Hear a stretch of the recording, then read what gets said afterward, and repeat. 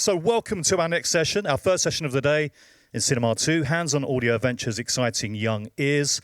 Before we start the session, a bit of an announcement. I want to say a huge thank you to our sponsor of this session, Score Draw. The CMC depends massively on our sponsors. So we are extremely grateful to Score Draw for supporting this session. Score Draw provide music, audio and production for children's media out of their studios in Northern Ireland and Ireland. Their most recent BBC Sounds and CBeebies radio podcast series, Yuki's Garden Adventures, was narrated by Elbow and BBC Six Music's very own national treasure, Guy Garvey. And before that, we're going to get into a little video that's going to give you a sense of what's coming up over the next hour. Then I'm going to reintroduce the session just for the video. So, toothbrush. Let's go. Brush, brush, brush. Hello and welcome to the Fun Kids Bookworms podcast. My name is Bex and I love books, which is very handy because we've got a lot to tell you about today. Brush, brush, brush. But first, before all of that, Captain, get ready to set sail. Justin Somper is here with his Pirate Academy Sword Echoes. Hello, this is CBeebies Radio. CBeebies for your ears. Keep brushing. Are you mystified by mysteries? Or can you crack the craziest cases? We're looking for chief detectives to join us on our investigations into some of the strangest stories from around the world. We'll analyse aliens, look for the Loch Ness Monster and hunt out curses. Brush, brush, brush. Hello, welcome along. Wednesday's just got smarter with the Fun Kids Science Mid-Weekly. It's your mini science special. Let's explore the universe. 1 minute left. It's Betty here from the Hey Dougie podcast. Join us on BBC Sound and listen to all the squirrels having fun interviewing our friends. This is a special collection of Life Hacks podcasts, all about developing the tools that we need to help look after the world that we live in. Did you know that on the Empire Windrush there was a stowaway, but she got found out? But luckily, everybody came together and paid for her fare. 30 seconds left. Nearly there. Hello, super listeners, and welcome to the Tato Radio Show. And that was a new song by one of my favourite bands, Honey and the Bees. Don't forget to brush at the back. She scooted to the end of the garden path, where her spaceship was waiting. Welcome, Ethel. I am Joya, said the spaceship. I hope you're ready. Good job. So I really hope you like the toothbrush timer, showing how audio is now routine, everyday routines for the littlest members of our audience, through to teenagers. So hello everybody, welcome to our next session, Hands-on Audio Adventures Exciting Young Ears. My name is Mark Stripple, I'm a CMC first timer. I think most of our panel are today new voices here at CMC. I'm the former head of BBC One Extra Asian Network. The BBC Sounds lead for Cross Wires Festival here in Sheffield last weekend as well, and the podcast show. So before we get into describing the session, I'd like to run a word cloud. I'd like to have everybody contribute to this. Give us your sense of what you think audio for kids is. It's an interactive session. There'll be a few interactive moments throughout. So all you need to do is describe audio for children and young people using this Mentimeter. So if you go to menti.com, use vote code 2594-1551. So that's menti.com, 2594-1551. And we'll see the words that are flowing through in the first couple of minutes. And maybe those words will shift throughout the next hour. We'll give it a few moments just before we get through. Everybody getting out their phones. So that's menti.com, 2594-1551. Screen-free entertainment is going to be a popular thread throughout the session. Nourishing, calming, musical. That passive nature of audio as well, curated, lullaby, calming, immersive. Adventure is definitely going to be part of the conversation today. Educational as well. Great, so lots to cover. I don't think any of those are a huge surprise to the panel today. What are we going to be capturing in the session? So we're going to be exploring the ways that audio is breaking down storytelling barriers and creating opportunities for creatives and young listeners. Thank you for the word cloud. It's still coming through. Informative soundscapes.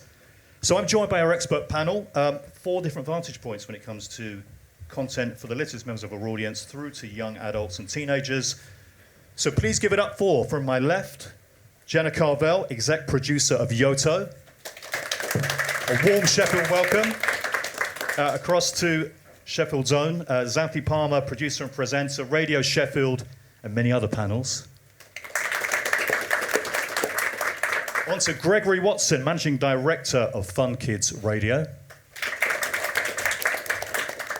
And across to Athena Kublenu, writer, comedian, and podcaster, Bust and Trust, and a whole lot more. So we ended on Bust and Trust there because we're going to go into Bust and Trust to get everybody playing the game, one of the most popular pieces of content that there is for young audiences. So we've got 3 quick-fire questions just to get a sense of where your heads are at when it comes to content and how it's cutting through in terms of audio for youngest audiences. So let's get the questions up on the screen. So once again, menti.com, if you've got that open, 2594 1551. Is this true or is this false? More than 40% of 8 to 18s listen to audio in their free time. Obviously, quite a few people are across the data and what the latest reports, which we would expect in this room. Yeah, absolutely true. That's 42.3% of 8 to 18s listen to audio in their free time. On to the next question, quick fire round. Do more girls enjoy listening to audio than boys? We'll just let it settle. It's quite close. Okay, so that's actually false.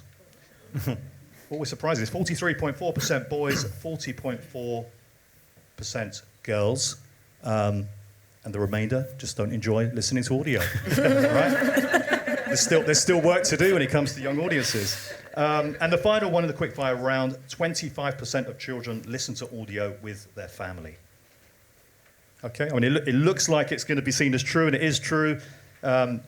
Audiobook, podcast, radio show, listening with family, yep, more than 25%. 25% of children do listen with their family. It's still very much an occasional family listen.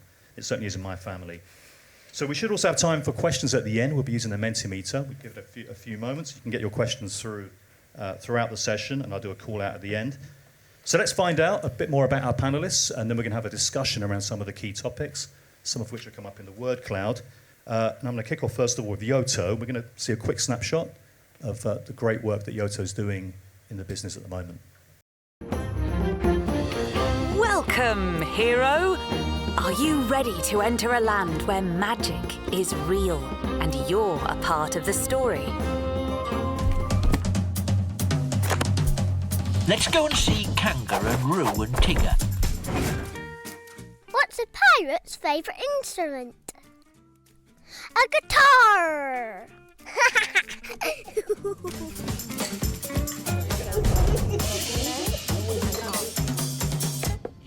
Oh dear, I guess we'll have to float around and catch them in our mouths. Come on, Jamal, you know you want to. Accessing Yoto device 100%. Oh, hello, Agent. Welcome. Are you ready to join Jane, Ollie, Rohan, and Zora on their mission to find their missing teacher, Mr. Boyd? Hi, Mr. Boyd. Hi. Bonjour, Boyd. Afternoon, sir. Welcome to Spy Club. Spy Club. So that's Yoto. Everyone's across Yoto, I'm sure, but a really successful screen-free audio platform for kids. Really evolved since that first prototype in 2017 in different territories. This month alone, Yoto announced a third Nickelodeon-branded series, a history show, a Spanish-language podcast, and a new series of story time. And I witnessed the Yoto Daily podcast in action at Crosswires in Sheffield this past weekend. Huge interaction with Jake and Pema.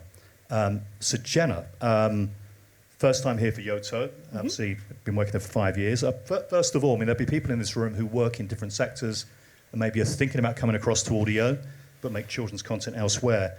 Your previous background was in children's TV, spanning live action and animation, but you moved across to Yoto in 2020. Can you talk about that transition and what's kept you in this sector, this side of the sector? Yeah, definitely. So I worked in live action kids television for quite a few years and then jumped over to animation. And when I worked in animation, that's where I found my love of the voice records. I loved being in the studio, being able to direct the kids and the talent one-on-one in that sort of intimate setting without a whole bunch of cameras and an AD yelling at you. It's just really lovely. And then when I moved to London, I was looking for jobs around here, and I ended up finding Yoto. And it just seemed like a really exciting company to me. It was really small at the time. There was only about 20 people when I joined. We're over 200 now. And it really allowed me to carve my path into audio. So since we were so small, I was getting to do a little bit of everything, but really bring my production talent and my writing talent into original content and start up doing original content at Yoto. And I love it. It's much less stressful than TV. It doesn't feel so, it is high stakes in terms of the quality of the content we're making, but in terms of, big days on set with hundreds of people there and massive, massive budgets where time is money, it feels like there's much more space to breathe and think about what we're making, put your heart into it, and yeah. That's why I love it. Yeah, I mean, high stakes, but you can also just try stuff more quickly. Exactly, more quickly. Yes. Audio can go places cameras can't. And there's a lot, the budgets are smaller, so you can just try things and try them out and then change things. It's been great. We've tried a lot of things over the years. Yeah, and it strikes me it's really interactive in terms of what you're doing at Yoto.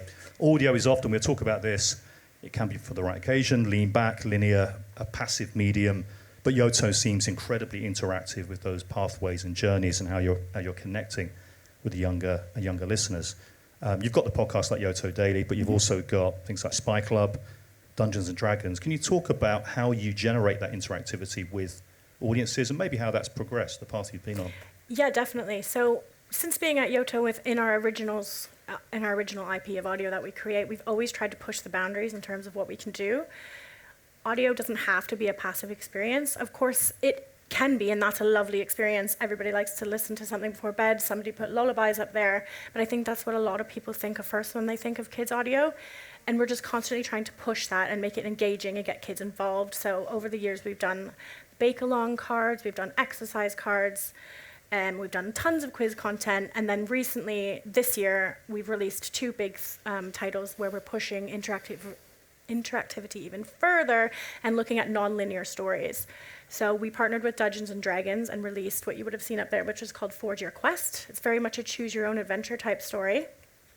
It's been an hour of playtime, but it's really almost 6 hours of audio, over 252 chapters. So kids are literally coming across forks in the road where they have to choose which way to go in the story. And then released just actually a couple weeks ago was Spy Club, which we would have also seen there, which is our first interactive audio game. So we actually worked with a really talented team of game designers who helped us work behind the scenes to talk about the technology behind the player and utilize the tech of the player and find out what happens when not only do you put a kid in the story, but you make them integral to success. So using the player, kids are dodging lasers, building viruses, answering puzzles. It's almost like an audio escape room, I like to think, and the kid is integral to the story's success and finding their missing teacher. They are a part of Spy Club, and we've just had really, really fantastic feedback so far with releasing that, so it's been great to see.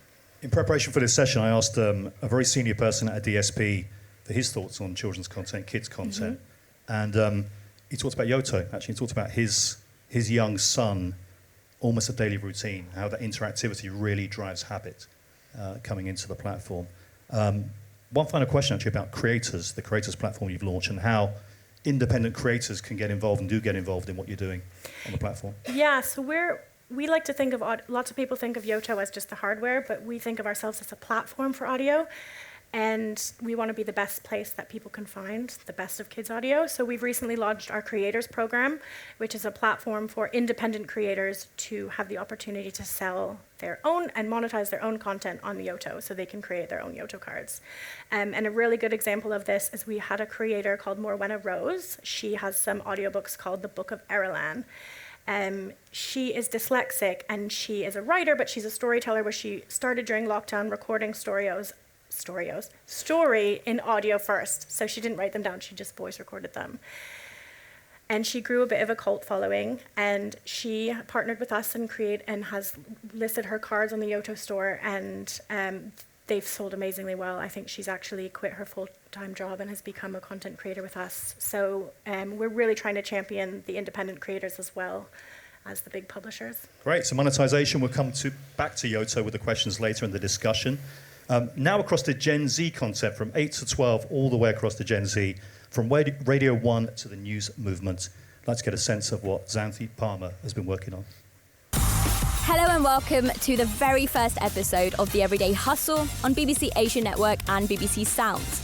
My name is Sonia Barlow and I'm here to help you develop your career and make your life better both personally and professionally. We are talking about the rise in living costs and what you can do about it if you're struggling. And we're joined by our lovely money hacker, Iona Bain. Hello, Iona. Hello, ladies. How's it going? So inflation, let's do a quick economics primer here. It's the rate at which prices rise. So to put it simply, if a box of stuff costs £100 today and inflation is 5% over the next year, that same box of stuff would cost £105 next year because £5 is 5% of 100. It's just horrendous what people can say to you, thinking that you're not a human being and you don't have feelings. And it really, it really affected me. I don't think anything can ever prepare you for that. I really, really don't. Dyspraxia is hereditary. It runs in families. As a result, 5% of children have it, 2% severely. And the majority continue to be impacted into adulthood. Okay, some examples of content there that Xanthi has been working across. An area that I know well, actually, having been at Radio 1, Asian Network, 1 Extra. We rightly obsess about that, especially the 15 to 24-year-old area when it comes to audio. We've seen Rajar over time and audiences. You work across a range of platforms and indies and the BBC. Can you tell me about your core belief that runs through that when it comes to how you reach young audiences and bring them through and retain them in audio and radio as well? Yeah, I think my core belief with it is, and I've read this somewhere, and I heard it the other day in a podcast, meeting the audience where they are, and I think that is just the best way to approach literally anything you're working on, but especially with kids and younger audiences. So for us, I think social listening was huge. Like, that is where we really gathered content and ideas and understanding what that audience is talking about at the minute and basing our content on that to a degree. Some of it we'd set the agenda for, but a lot of it was very audience-led, and we would kind of base it on them. And I think that's kind of what you got to do with especially Gen Z audiences, I think, definitely. So talking to them in the right way, in the right place, about topics that are relevant to them. Life hacks being an example of that. You're talking about sensitive topics. Yeah. News as well is something that you've worked on with the news movement. Of course, trusted sources for young audiences. I know I've got an 11-year-old and a 15-year-old. They hear their news in different ways, not just in the room where the BBC's on.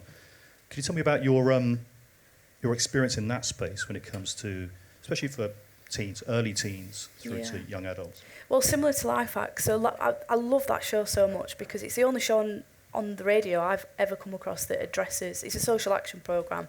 If you've not heard it, it's a Sunday evening on Radio 1, and it covers literally everything from, you heard a bit of, finance, cost of living stuff there, anything from that to, social stuff, relationships, friendships, more serious topics as well, like we've talked about STIs, like really taboo subjects that you wouldn't necessarily hear on the radio, I don't think.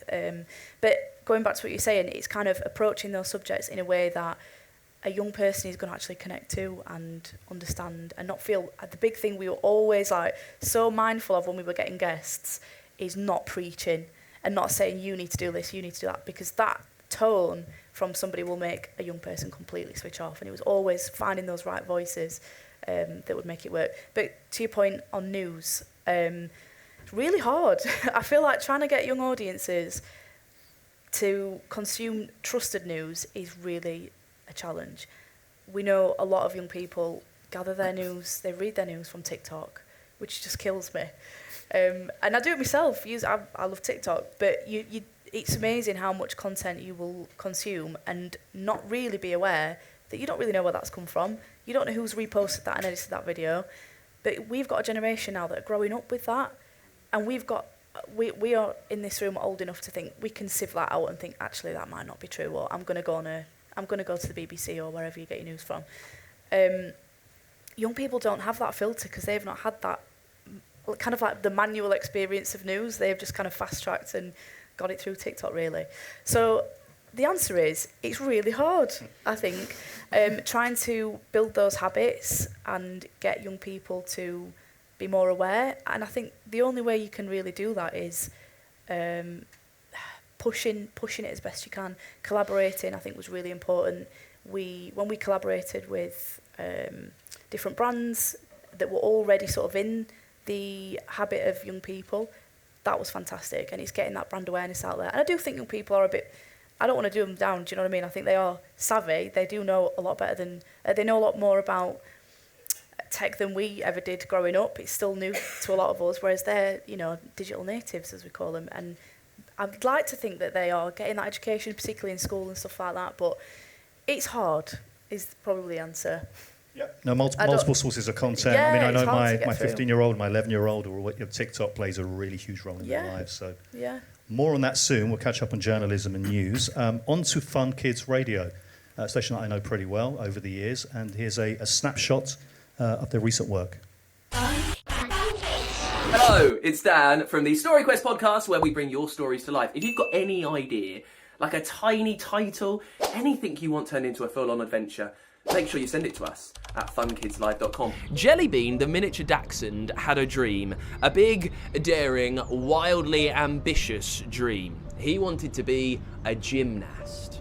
So the top 3 in the Fun Kids Top 100 Disney songs from last year, one of those songs does not deserve to be there. You're about to judge me, and that's fine. I don't think Chamberlain had time to finish announcing the declaration of war before everyone was in a hurry to send their children out of London. I am joined by Cressida Cowell. I'm always wanting people to read the books.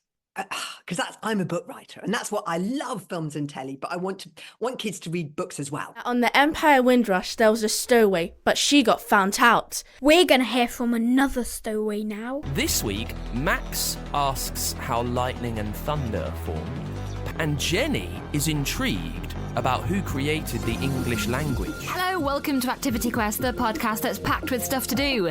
We're gazing up at the night sky.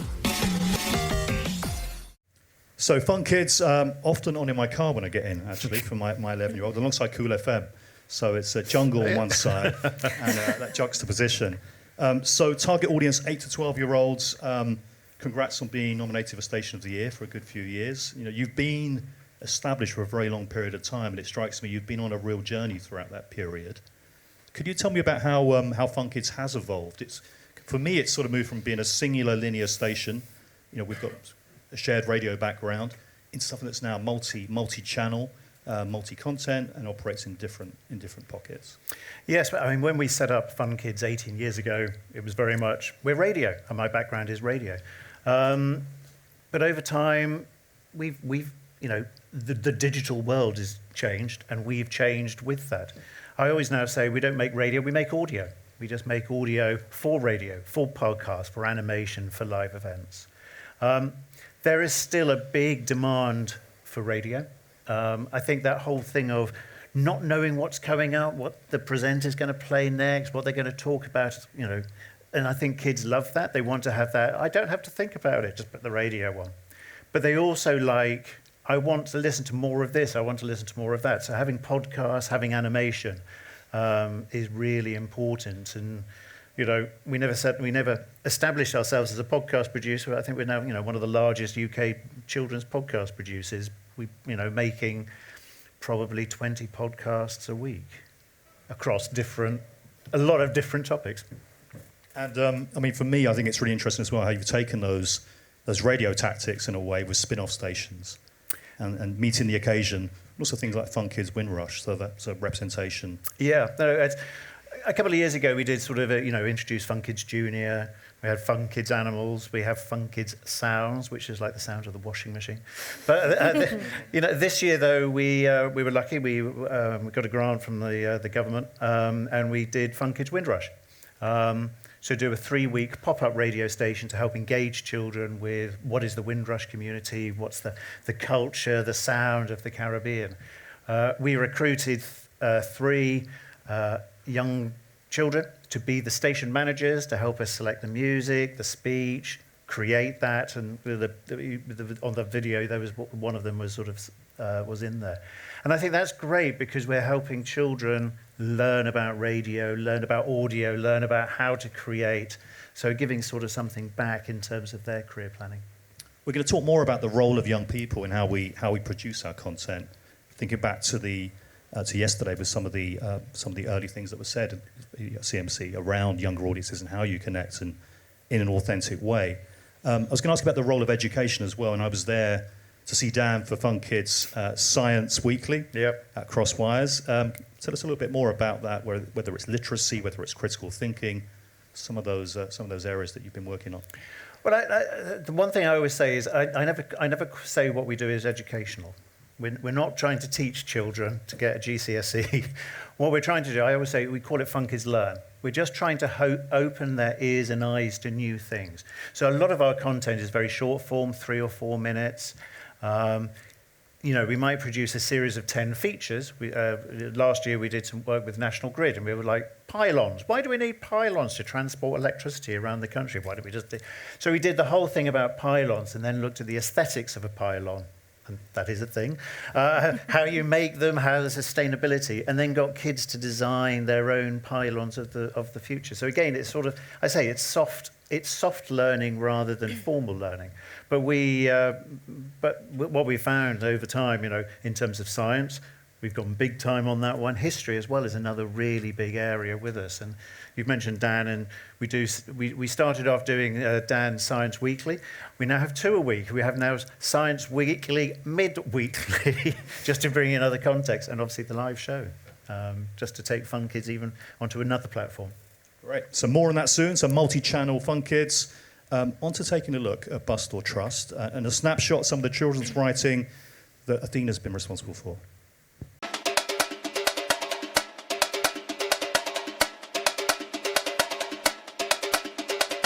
This is entertainment first, education slightly second. I want to give people permission to acknowledge they just didn't know stuff.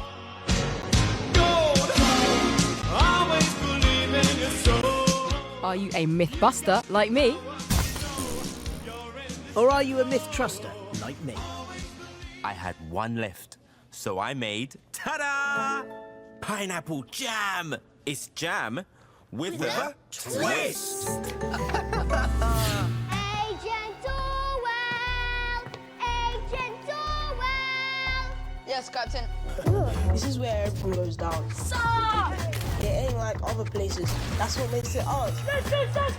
Let's go, South! You're acting more jumpy than Circle Boy on a carnival morning.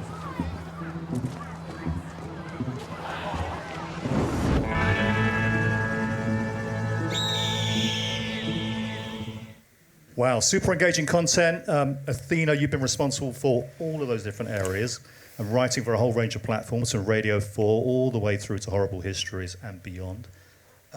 Bust or Trust, though, is a real standout success. Can you, just because I think it's such an example of a piece of content, audio content is really engaging in a really super kind of critical thinking way, bringing people through. Can you just break down some of those elements of why you think Bust or Trust is so successful? Yeah, I think Small Wardle, who produced it, had an intention, and you kind of said it in your question. Critical thought is at the heart of the podcast. I think it gives young people permission to think. And if you think about young people, and we're going for the key stage 2, maybe borderline key stage 1 age group, which would be 8 to 12 for those who aren't familiar with that term, they have no agency, right? Why would you have agency? Because they don't know, my son would put mayonnaise in his water bowl if I gave him permission. So it's good they don't have agency, but at the same time, we need to give them ways to practice decision making. What's the right or wrong thing? What does this evidence mean? How can I make decisions? And I think we give them opportunities to make their mind up whilst listening to the podcast. Another thing I think that really works is that a lot of children's content, this isn't a criticism by the way, but a lot of children's content teaches things kids they need to know. Eat your greens, how does money work, wash your hands. Children generally don't need to know about Tutankhamun, generally, right? I mean, you need to, for your education system you do, but to sort of stay alive and be healthy, you don't need to know Mothman, UFOs. But actually, in order to gain a wider sense of the world, in order to learn about diversity in a not diversity is good, but in a kind of that's how the world works kind of way, you can use that by just talking about things that have happened throughout the world, throughout time, throughout history, via the context of, was it real or not? So I think that's why it works. It kind of covers all these bases that, because we're so busy doing other things, we kind of forget to do all that stuff, which is really important too. I was going to ask you as well about the about writing, because that discipline of writing, you've worked across different mediums. I mean, very different working on a Radio 4 comedy show through to Horrible Histories and Bust or Trust, and how you bring that critical thinking into the children's space. But when we caught up a week ago, you talked about how, yes, you've got this backdrop, lots of experience when it comes to writing for adults and older audiences, but you're now being offered, and there'll be writers in the room, I'm sure, who are really leaning into this, you're now being offered more work in the kids' space. And that's where some of the most interesting things are happening for you. Can you tell us a little bit more about that shift? Yeah, and I theorise this, and I'll use Horrible Histories as an example. To write Horrible Histories, I don't know if there's any writers in here, you have to sit in a lecture. Right, you go to a room at 9 in the morning, you sit in it until 6, and someone tells you this is how money was invented, and you learn lots, and then you go off and you write your sketches. I never have to sit through a lecture to write adult sketches. And these days you're being asked to write about more simpler things in the adult space, but in the kids space there's a real thirst to not go down that direction, and I think that's partly responsible for why people are saying, Athena, I saw you do this, please do more of this in the kids space.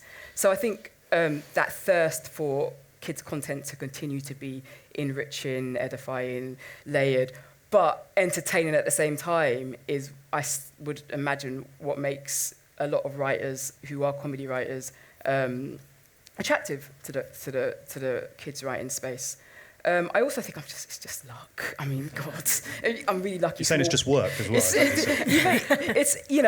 I was asked to do Bust or Trust by Small Wardle, and I just did it, and it fit in perfectly with my skill set, and then it has become a really successful podcast, and then that'll amplify you to other parts of the industry, which is helpful too. It does help to be a comedian because, most kids' content is funny even when you don't intend it to be funny, because that's how you get their attention. So it's a good time. It was a good time for me to find myself in the kids' space as somebody who was already trying to write jokes for grown-ups. And it strikes me that Small Wardle, I know there's a real commitment around voices and representation and inclusivity. That's a thread throughout your work, it would appear as well. And how much is that something you're cognizant of? Across what you take on and also the content you create? Massively. I'm very keen. I like to use the word honesty rather than inclusivity. Most of the time when we're being inclusive, we're just being honest about how the world works or what it looks like. But because we've always been dishonest about it, well, not always, but because we tended to be dishonest about it, we haven't always represented the world as it is, because we have represented the world as we have seen it. So whether I'm doing a Radio 4 show or Bust or Trust or another podcast, my reflection on the work is this an honest representation of the context we are trying to create here? And if it's honest, I'm like, well, that's about right. For example, it could be an honest representation of an environment for it to be all white. That could be honest, right? The question isn't should it be diverse. The question is this honest? And if it's honest, then I think that's okay. And then you can talk about other things. And that's key to engagement, right? In terms of if it's honest, if it's authentic, representation, you engage young audiences. I think one of the successful things of Bust or Trust is so authentic. Like myself and Tiernan is the co-host and writes most of it. We obviously the vocabulary is policed a bit, so we're not using hugely complicated language. We do cut out a bit of the more adult bits that slip out during recording, but we play really honest versions of ourselves on that podcast. So if you're not familiar, I'm a truster, he's a buster, and we basically argue for 20 minutes, and with facts. And I think young people really relate to that because that's how they talk to each other. The show you saw, Crompton, really works, I think, because it's a really honest depiction of what it is to be a 13-year-old child, where you spend most of your day thinking of really good ways to insult your best friends, right? That's a very British thing, by the way. The person who is most rudest to you in life is probably the person who loves you the most. And I think, whilst myself and Tina aren't that rude to each other, but we nudge each other, and it's a good laugh to make, and I think kids connect to that. Yeah, I think just to add to that, I think one of the things which we've picked up and learned over the years is don't wrap things up in bubble wrap. We're in a real world. Kids are in a real world. don't hide things away from them. Just explain things to them, but maybe just don't focus on some of the horrors. Be real. Yeah, so being real, kind of authentic, and those themes that you're touching on, not moving away from that is really important. We talked a little bit about representation as well of different areas, and it's one thing I was going to ask Zalti about, actually, coming back to your dyspraxia documentary, where you touched on a range of different topics, and also the Asian Network, an area that I worked on for a long time, around representation. You know, how important is that to you around digging out those stories, that coverage, ensuring those themes are covered? Oh, that's such a good question. First of all, that clip in that reel at the top, I feel like I sound so young there. It was only a few years ago, but I sound like a baby. But yeah, that is such a huge thing for me. I am from Sheffield, as you can probably tell, and I'm mixed race. And when I got into this industry and I started, well, in the professional sense, like obviously I did community radio not far from here, but when I got into it professionally and I saw the lack of diversity, like I'd be on meetings and I'd be like, whoa, there's only me and one other brown person in this meeting. And I think it's so important that we are, I don't even like the word diversity, it's annoying, it's a proper buzzword now. But anyway, I think just having a team internally in whatever you do that is diverse in lots of ways, and I don't just mean race, I'm talking like, the big one for me as well is socioeconomic. Like, I would see a lot of people of colour also in the industry, which is brilliant, but they didn't sound like me, they didn't sound working class, they weren't from a working class background, and that completely changes how you work and how your perspective, which influences the content that you're making. And if we want to get through, especially to younger audiences that maybe aren't like, I mean, it's like Yoto. I've got a few mates and their kids that love Yoto, but I also know some have never heard of Yoto. And I think the reason for that is there's a barrier for content, particularly for people who are less or worse off, or, you know, have less money, because that's another expense, you know what I mean? So making that accessible is really important. And I think, like I say, going back to what you were saying, Athena, you know, I love incidental inclusion. We're not making a big fuss out of it. We're not making it a thing, because that just doesn't, I don't think that helps. I actually think that just perpetuates the issue. I think we should just be incidental in terms of inclusivity. And I mean in every sense, not just in terms of race, which is a big one I feel like we talk about a lot, but everything, and a bit, you know, disability as well, which is something that definitely gets pushed down the bottom of the list, and every now and then people think, oh, I need to do something around disability. And that's a big thing for me, because going back to what you just asked about having dyspraxia, which I did a radio documentary on, and when it came out I was so embarrassed. I didn't want to talk about it, I didn't really promote it, because I was like, I feel so exposed doing this. And it definitely has affected me in the industry. Not many people know what it is, and the number of times I've said, if it's come up and I said, oh, I've got dyspraxia, people are like, do you mean dyslexia? I'm like, no, they're two different things. But that comes down to awareness, and like, yeah, I think for me, especially with kids content, we hear so much more now about neurodiversity, which is brilliant, particularly ADHD. There's like the ADHD explosion. Nobody can get a diagnosis for like 2 years. And I think that's a wonderful thing that we're more aware of it, and I think that should help us cater what we're doing, because we're seeing, oh, actually, this is a growing thing, or there's more awareness, we're getting more diagnosis of it. How do we cater to that audience? Because they've got worse attention spans than an average child if they've got ADHD. That's a massive thing to think about when we're making content. So for me, it's huge as on a very personal level, but I think in a professional way as well, I think it's so important that we think about that. Yeah, we often have those missions through the content that we create as people who are in the industry, and those threads that continue, but just be real in terms of inclusion. That's it, basically, yeah. Moving on to discussion, actually, some topics that sort of unite the group from different vantage points, and we'll cover some of those. And please do think about your questions as well. The Mentimeter, you'll get a chance to ask some questions at the end. So last night in the pre-keynote, Lily Mott, the founder and director of Be the Change podcast, and the panel spoke about making sure there's a young person in the room when it comes to creating content for kids and young audiences. Makes absolute sense, right? And how do we ensure that we're not simply guessing at what might work for young audiences? Greg, I know you've already talked about this in terms of people coming in as station managers and beyond. Yoto, how do you approach that? We actually do a lot of testing with kids on our content, especially when we're trying new formats, like Spy Club, for example. We have a sort of group of Yoto champions, and we send out a lot of our content to their kids, and we take all their notes on board and we change things. So we're always doing a lot of testing with kids. And we also use a lot of kids' voices in our content. I think kids like to hear kids. When I was a kid, my favorite shows were the ones with real kids in them. I used to love Barney the Dinosaur, mostly because of the kids, not the dinosaur. So kids hearing themselves, hearing other kids, whenever we can, we cast real kids in our content, and it seems to sit really well with the audience. Yeah, so it's almost like a feedback loop that comes back around, that goes into the content and the creative.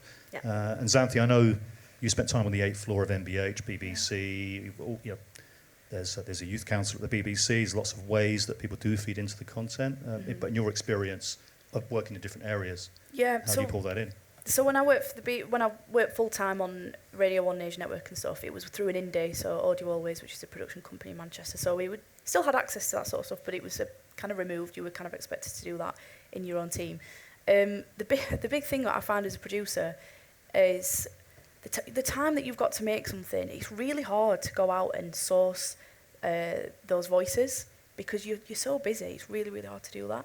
So what I tend to find is you'd be, as I mentioned earlier, social listening was a big one. That is where we would source a lot of like topics, content, guests, what are young people talking about, which was brilliant. And you're basically going straight to what the audience is discussing. But also my favourite thing to do, which we didn't get to do as much because it's expensive and time consuming, is outreach.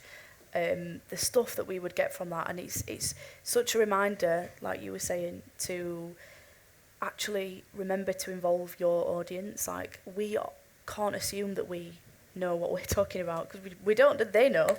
We should be going to them, really, shouldn't we? So yeah, outreach was a big thing, and we do that particularly in areas that we didn't do as well in. So like Radio 1's Big Weekend, they'll move around the country. It's usually to places where they've got low audience figures, which magically go up after that, which is great. But it was good because you go to those places where you're not speaking to. So I think thinking about that is always a great thing, and I always love doing that. Radar in Liverpool will probably go up, I would imagine. Oh yeah, absolutely, in the next definitely.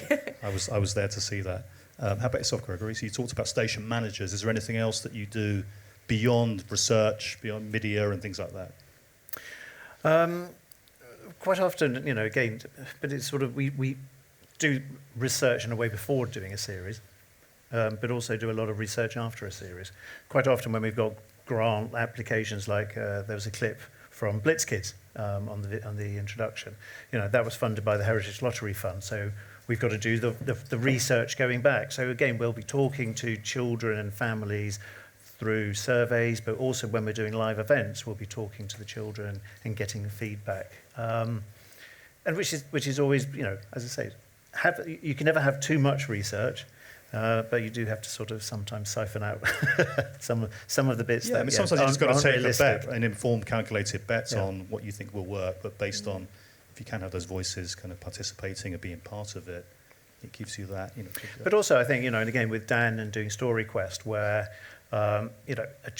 children will send in, I would like a story about X presented by Y featuring me, and then we'll then write the story, but then we'll get the kids involved in actually recording it. So again, you're getting instantaneous response when, hang on, that story doesn't quite go the right way. It often doesn't. And Athena, how about yourself? So working across a range of different platforms, in terms of, I suppose quite often you're working to a brief, a commissioning brief. Is in that process when you're creating content, how do you ensure those voices are in your head? Yeah, it's an interesting question for a writer, really, because you can't have a 12-year-old in the room with you to be like, what do you think of this joke? But I think there's two things. Radical empathy. I don't think enough adults just generally in their life have radical empathy with young people, as in, like, if put their brains into your head and really see the world the way they see it, and that's a very enlightening thing to do.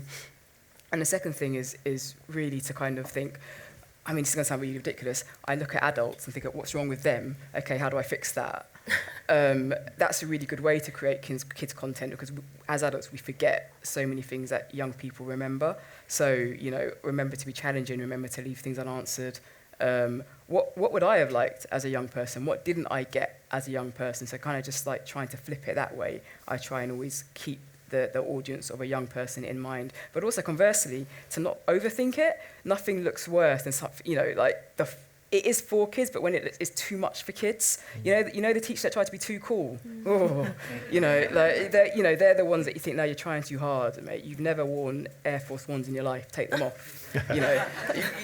Should be banned for teachers. Yeah, right. Yeah, just like sometimes authenticity is being yourself. So many people think they've got to rearrange themselves and put them back together. For young people, going back to Bust or Trust, we are the same. We don't deny our intellects. We don't deny where we come from. We don't deny our age. We don't make adjustments other than so that things that would make the only adjustments you make ensure that we get the message across. But that radical empathy and that radical authenticity, I think, really helps keep our audience in mind when we make work. Yeah, radical empathy is the phrase. I think it's really important that we do get in their heads, at least try to understand our audiences better. I just want to touch on a couple of topics. We've got probably one or two more before we get into questions from the audience. But discoverability is a key one, when it comes to kids' content. And in the case of Fun Kids, for example, started off as a linear, singular radio station, and then operates in different areas and DSPs and everything else in between. Quite often in those spaces, kids' content isn't prioritized. We all have different ways of approaching that and ensuring that that audiences can access content. What's your approach to ensuring that you do have visibility for your content, that you do cut through? I mean, in the case of Yoto, it's having your own hardware and having your own tech, but not exclusively, because you do surface content in different areas. Yeah, we have a lot of digital content available as well, various subscription models for digital content, but also in our parent-facing app, we try to help with discoverability. Specifically, we have an entire podcast and radio section, where we have a lot of podcast partners podcasts that we champion and that we think are great. And just anecdotally, we hear from those creators and production companies that their listenership via Yoto is massive. So we're trying to help with discoverability that way, not just championing our own content, but everybody else's, and being a beacon of finding great kids audio in one place. Yeah, so surfacing content in different areas, Xanthi? Obviously a range of content from radio, audio, all the way across. Yeah, it's so hard. I mean, to be fair, majority of my work is very content focused. So the main things in terms of discoverability, the main thing really is, as I said earlier, collaboration. The stuff that we've done, like whether it's a guest that we're getting on, I always think of it like, how can we wring the most out of this opportunity? Like, what are we, as well as obviously having them on the linear product, whatever that is, where can we make this live elsewhere? And I think that is really hard as a producer, actually. You've got so much to think about. But yeah, social media are a big one. How do we get our content on Instagram, TikTok? How do we push that to people who haven't heard of this podcast before and getting it out to them? Collaborating with the guests. I mean, on Radio 1, for example, we did a lot with Radio 4, actually, BBC Bite Size. So we do stuff with them. We do TikTok Live, the whole show, which was amazing. I think we did that for the first time when I was full-time producing it. And it was amazing. And we got great interaction. And it's just, how we can work together with, other brands, for example. And it's relatively cheap to do. And you're sharing audiences, and it's all a good thing. Like, I think if we're all supporting each other, even though you're competitors in a way, it's good for the industry, which is good for us all. So collaborating with different brands and different platforms, able to cut through. Gregory, anything more that Fun Kids has been on that journey? Well, yes. I mean, we're sort of, in terms of platforms, we're on Yoto. We work closely with Amazon. But also when we're making content, so I say, working with the National Grid, next week we're launching a series with Morrison's. Very much we're using their social media, their platforms as well to promote the content, because, our clients, they aren't getting us to make content just to sit on Fun Kids. They're making content which really needs to resonate with their audiences as much as ours. So work closely with your partners together to maximise awareness and engagement. Yeah, an increasingly crowded space to be in. Athena, when it comes to your content that you're creating, when it's something that you've created yourself and your own IP, what's on your mind when it comes to how you engage and cut through, without spending, lots of marketing budget, which most of us don't have. I don't have marketing budget, but thanks for thinking there might be a chance I do. I do not. I can't express in stronger terms how important word of mouth is. We don't talk about it enough across all industries, word of mouth is so important. What are you listening to? What do you like? For me personally, I do Bust or Trust. I've written a couple of books. It wasn't in my slideshow, actually, but I've written a couple of books. I do live shows for my books, and I do my live shows, and people come up to me at the end and go, we found you from Bust or Trust. And similarly, I do other things, and they say, we found you off of here, we found you off of there. And it's so valuable to make good quality work for young people, because there's nothing parents and carers like doing more than saying, I found some good quality stuff that my kids are listening to. And it's, discovery pages, For You pages, advertising, all this stuff. You've got to do it all. But you really want to try and make work that people want to talk about. And I think that is of way more value, harder to do than paying for an ad. But if you can get people to talk about your work, so if you make the kind of work that people get passionate about as they listen to it, you'd be surprised how far that goes. I can say with some confidence, even though it's not my part of the business, Bust or Trust is partly, word of mouth is partly responsible for Bust or Trust success. People just talk about it, and I feed off of that, so I'm very grateful for that. Yeah, so that leads people to other content that you're involved in all the way through. So the virality, talkability around content is the most powerful thing, being in that space.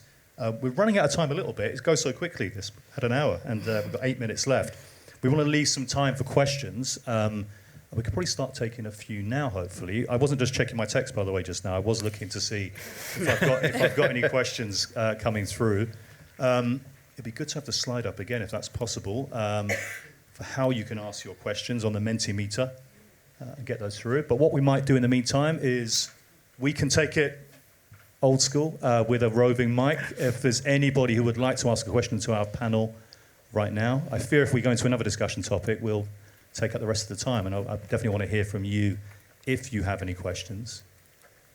Hello. My name's Kristen. I'm from the BBC. I look after our YouTube output for children's content.